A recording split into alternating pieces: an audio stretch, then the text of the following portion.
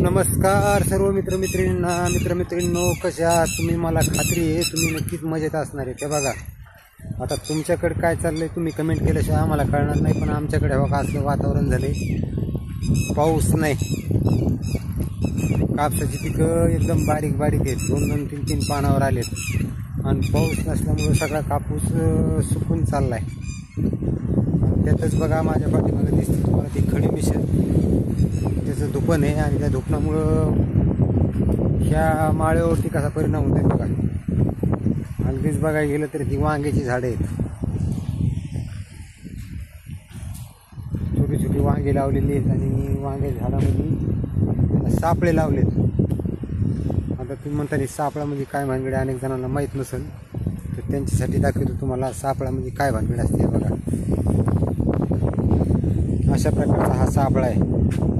पिवळ्या कलरमध्ये, लाल कलरमध्ये जे दिसते ते सर्व सापळे आहेत, जेणेकरून छोटी छोटी कीटकं जाऊन त्याला चिटकतात आणि रोगाचा प्रादुर्भाव थोडा कमी होतो, म्हणून त्याला म्हणायचं सापळा.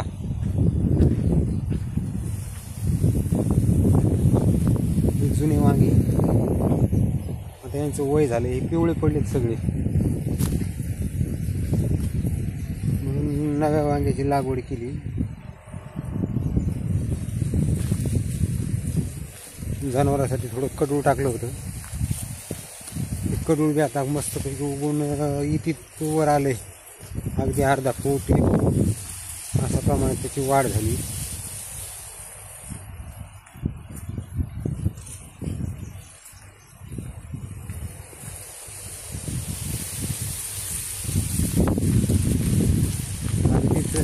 सर्वच गोष्टीनं पावसावर खूप मोठा परिणाम करायचा चालवला आहे.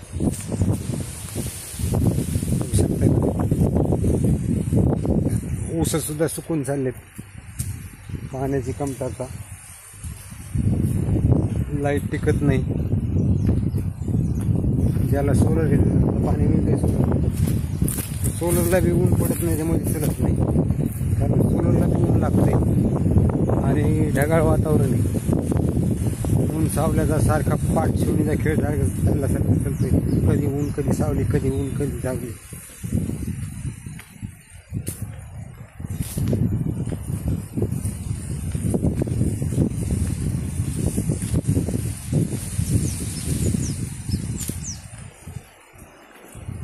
असं आमच्याकडचं वातावरण.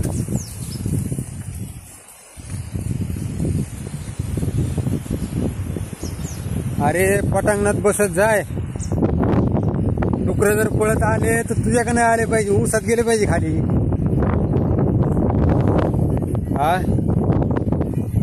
हा लई अशा अडचणीत नको शिरत जाऊ.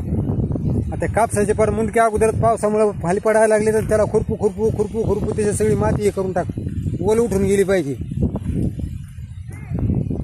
हा हे काय पुढे हा हे काय आहे मला काय माहित. हे बघ तुला काय दिसतंय? हा मंडळी शेजारीची खुरपण चालू आहे, ते म्हणते माझ्या हातामध्ये काय. पोरीला म्हातारी घेऊन गेलो कुठतरी मंदिरा का कुठं आलेलं आहे. हा सर्किल काय झाले, आता पाऊस नाही तर बघ ना कसं व्हायला लागले. हलके राहणं पारच माना टाकलं ना झाडांनी. फवारलं नाही मी त्या दिवशी, फवारून घेतली बाबा. हो पहिली फवारणी केली. ते काय झाले त्यात आता तिळाचे झाडं आले, तिळाच्या झाडावर थोडा रोग येतो आणि सरकीच्या झाडावर होते कधी कधी तसं.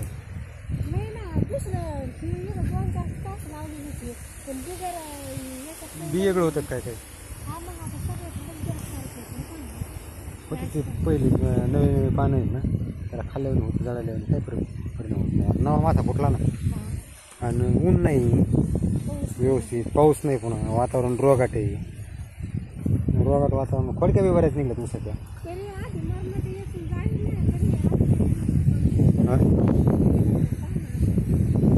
आम्ही याचलच नाही तशाच आहे, डबल नाही सिंगलच रोटा हाणला होता, रोटा हाणून नांगरत केली, त्यामुळे काही ना काय.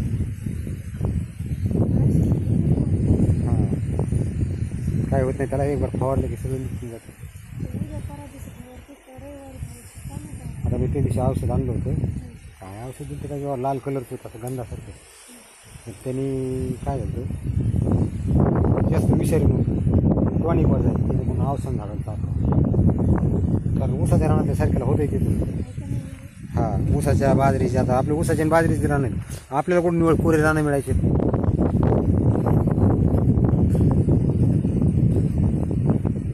जाऊ दे, आता आपल्या हातात तेवढं करायचं, खुरपायचं, पाळ्या घालायच्या.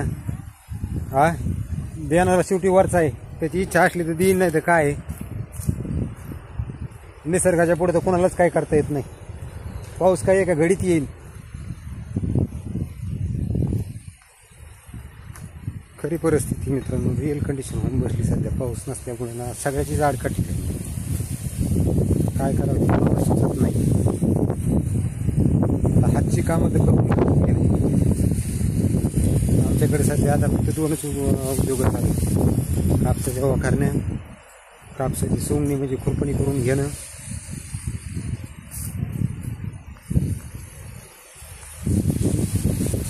आणि वर आकाशात बघत बसणं पावसाची वाट. याच्या पलीकडे आमच्या हातात काहीच नाही राहिलं.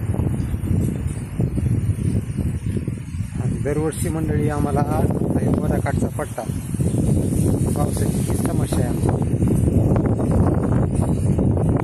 पाण्याला गोदाकाठचा पट्टा आहे, पाणी भरपूर आहे, पाणेरी पट्टा आहे. पाऊस म्हटलं की आमच्याकडं अशीच परिस्थिती असते, कधी पडतो तर कधी पडत नाही.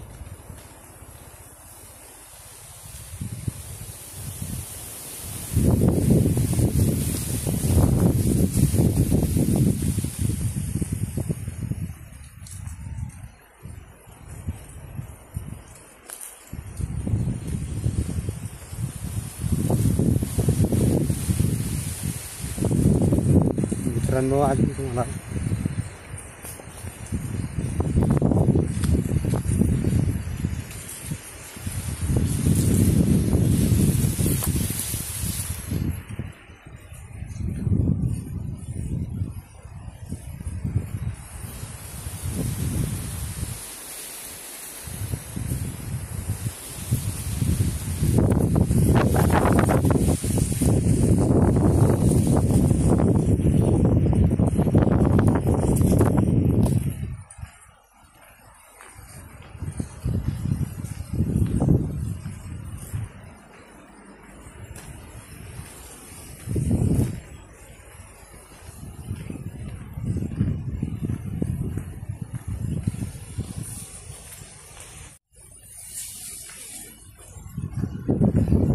मग दादा काय करताय आज?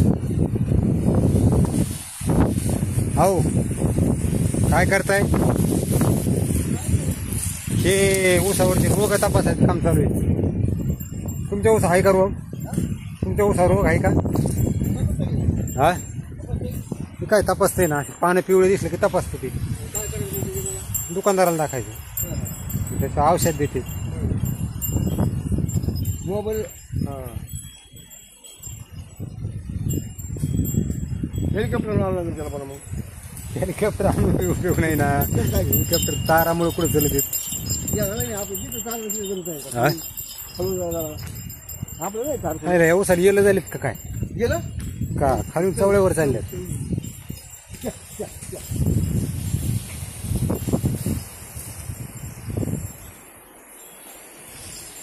दादा पाऊस येईनच का नाही? हो, हा, जरा जडच वाटायला लागले बाबा. जेव्हा नाही तेव्हा भरपूर पडलाय. हा, उन्हाळ्यात गरज नव्हती तर त्यांनी नको नको केले, आणि लावले लोकांनी कापसत, आता ते पळून गेलाय. ऊसा गेले रोग पडे दादा, ऊस नसते पिवळे झरी दिसायला लागले. हा, खिडकी नाही म्हणजे खपा खपाच ऊसा लगेच उतरले त्यांनी, वाढच बंद केली ऊसाची. लोकांना ते ड्रोन घेतात फवारून. आता आमच्या रानात तार आहे, काय करावं ते रोपच लागा ना. हा, फवारावंच लागते, त्याशिवाय पर्यायच नाही म्हणायचं.